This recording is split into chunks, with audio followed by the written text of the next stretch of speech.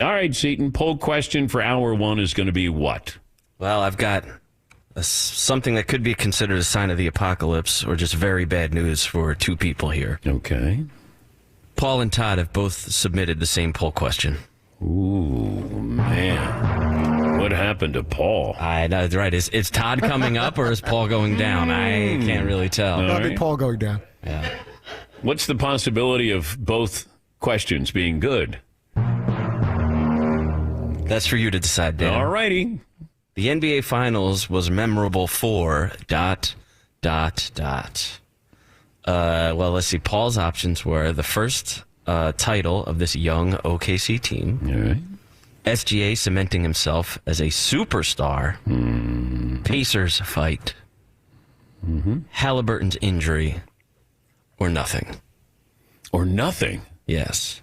Todd's suggestions were the Oklahoma City winning their first ever title, SGA being named the MVP, Halliburton's injury, or Kevin Durant getting traded from the Suns to the Rockets. With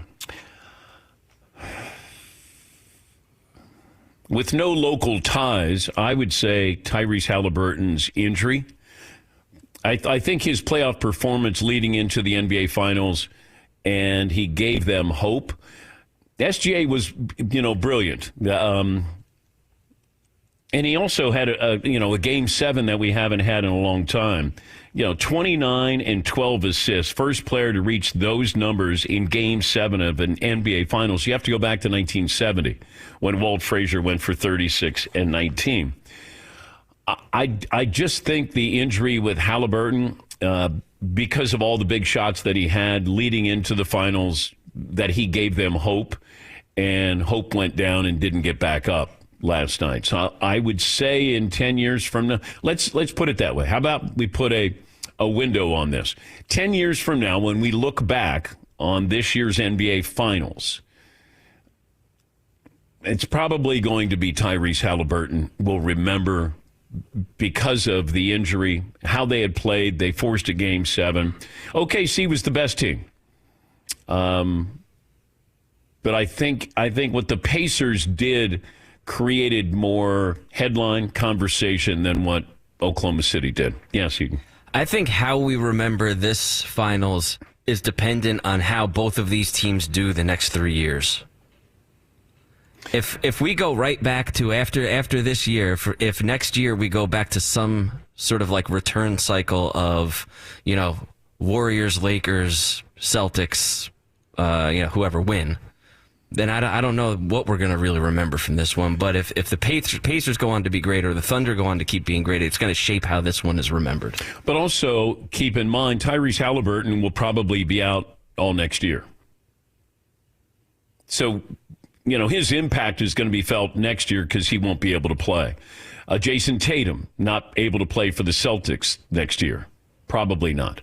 So factor those in and how that shapes the East.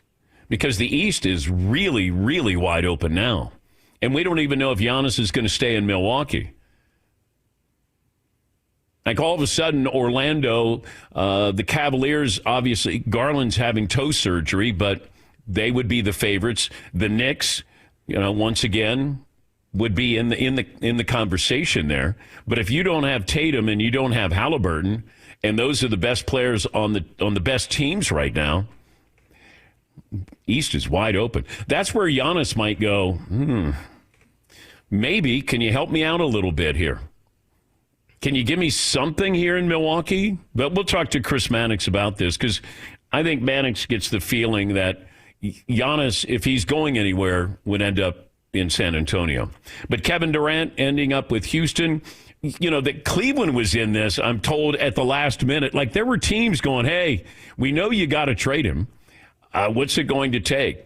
And I think the Knicks made another run at it. Everybody was kind of like circling. It was a open secret that Durant was going to be traded, and the question was, where's he going to be traded? And it was going to be this week because the draft is coming up on Wednesday night. But we'll talk about that with Durant being traded. And Houston, I thought, did pretty well here. You can look at the draft picks. I don't look at the draft picks the way I used to. because it just feels like, and we'll give you, I don't know, how many second-round picks you want? You want 4? You want 5? Go ahead. Take whatever you want. And Jalen Green, it's weird to be, 23? And he averaged, I think he might have averaged 23 points a game. He didn't do well in the postseason. And I think there was concern with Houston that maybe he is not that number one guy. Phoenix Suns are a mess. They really are. And they've, it's not just 1 year. I mean, they've been consistent in being a mess because you get Bradley Beal. I can only warn these owners and GMs so often. If they're not going to listen to me, then it's on them. Get a new owner, Matt Ishbia, former walk-on at Michigan State. And all of a sudden, you start making decisions. You bring in Durant. You gave up a lot to get Durant. Devin Booker. Are you building around Devin Booker? Like, it feels like, who is anybody going to pass the ball on that team? Bradley Beal, Devin Booker, and Jalen Green. I don't like that. I don't like that at all.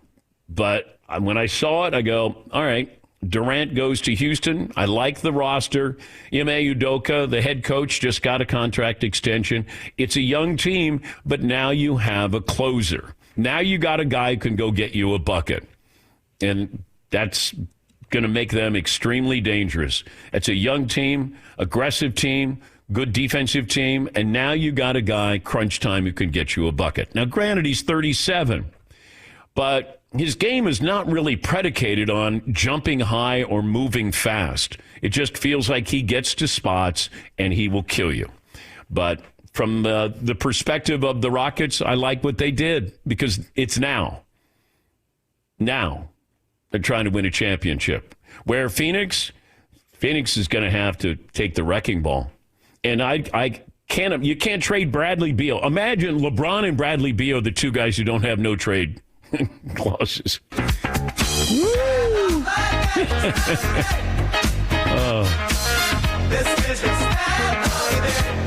So, you got Bradley Beal and Devin Booker and Jalen Green, and I don't know, the ghost of Steve Nash there. Yes, Marvin. The crazy part is the Suns were in the finals in 2021. I know. How things changed so fast. With a young Devin Booker, if you're thinking when they got to the finals, we'll be back. That's the scariest part about getting to the finals. You don't know which way it's going to go. Yeah. I brought up this calf issue thing because Dame Lillard and Jason Tatum both told Gilbert Arenas that they had calf injuries before they tore their Achilles. And that's what happened with Tyrese Halliburton. And that's why I wondered, can you put him out there? I know he wants to be out there. But he has to know that there is a risk that you're going to tear your Achilles. Tatum and Dame Lillard both had calf injuries, and then they tore their Achilles. And that's what happened with Tyrese Halliburton. Also, don't wear the number 0. Dame Lillard, 0. Jason Tatum, 0. Tyrese Halliburton, 0. Yikes. Who else is wearing 0? We got to give them a heads up. Christian Brown, be careful. Oh. Well, okay. If he wears 0, sure. All righty. So the poll question, what are we going to remember? Seton, any other poll question for the first hour of the program? Yeah, we got one more here for you. Okay. Bigger mistake, trading SGA, trading the Sonics. Well, that owner wanted to move them to OKC. Yeah. So I get that. But you go back to when Shai Gilgeous was traded. Now, Sam Presti, Oklahoma City GM, insisted that SGA was going to be in the deal. And I think the Clippers were trying to hold on to him. He finished 6th in the Rookie of the Year ballot, and he averaged only 12 points a game. Anybody who said, boy, I saw this, I think you might be lying. Because that felt like, all right, you take Paul George, take his contract. What are you going to give us in return? And they had accumulated so many draft picks there in Oklahoma City. And all of a sudden, I watched Shai Gilgeous at Kentucky. I can't tell you I remember one play that he had. Kind of like the way he plays now, where you go, all right, the guy can score. I mean, he was just another Kentucky player. All right, he can score. Okay, get to the hoop. Oh, I didn't think, oh my God, that guy's he's going to do something that is in rarefied air. with Kareem and Shaq and Michael Jordan. Imagine that you're on that list, and he did it. I don't think anybody saw that coming, that he would be this great. But this has been a process, like 5-6 years to get to this point. Remember Chet Holmgren. As soon as they got him, he got hurt in that summer All-Star game that he was playing in. He's had a hip injury. He's obviously injury prone here. But you're getting guys and you're going, okay, nobody wants Alex Caruso. We'll take him. Lou Dort. Who? Jalen Williams. Who? I mean, come on. Guy went to Santa Clara. That's where you look at scouting. That's where you look at what you do down in the lab. And that's what OKC has done a wonderful job.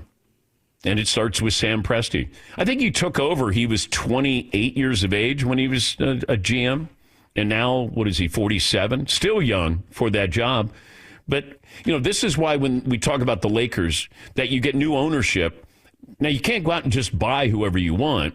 But they're going to help the infrastructure of the Lakers. Scouting.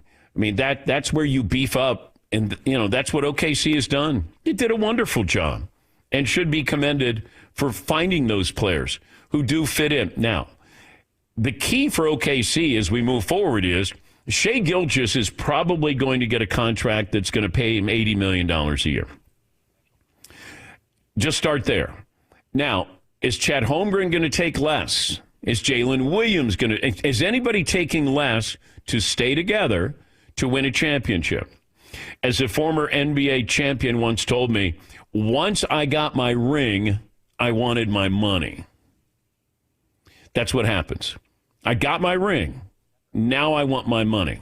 Look at what happened with the Nuggets. Those guys, bench players, they got their ring, then they wanted their money. It's a natural evolution. When you're trying to keep these teams together, that's what you have to have in place. Is there a commonality that, hey, let's do that. Let's continue to do this. We're having fun. We're the best team. We're young. We have plenty of time to make plenty of money.